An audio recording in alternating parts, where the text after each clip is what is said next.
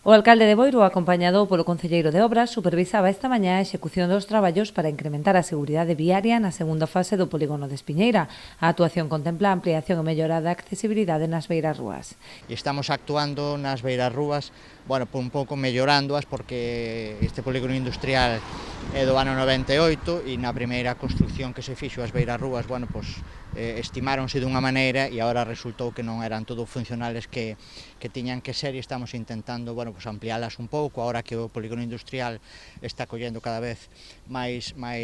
empresas e máis actividade, estamos intentando mellorar un pouco as beirarrúas. Vais a actuar en máis de 1000 metros cadrados de beirarrúa, ancheándoas e facéndoas máis accesibles para poder facer un uso máis normalizado delas. Repásanse tamén os servicios, tanto pluviais como saneamento, as tapas e os pozos que estaban en malas condicións, repásase todo, e as obras estamos vendo que se están a cometer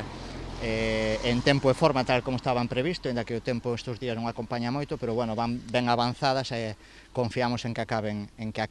no tempo que se espera. O proxecto, orzamentado en preto de 70.000 euros a financiar entre a Xunta e o Concello de Boiro, contempla tamén a instalación de máis cámaras e lectores de matrícula para incrementar a seguridade das empresas. E a mellora da seguridade do propio polígono, que a instalacións de novas cámaras, ampliamos o número de cámaras e lectores de matrícula para facelo máis seguro e evitar posibles roubos que se podan cometer nas propias naves que están situadas neste polígono. Esta nova obra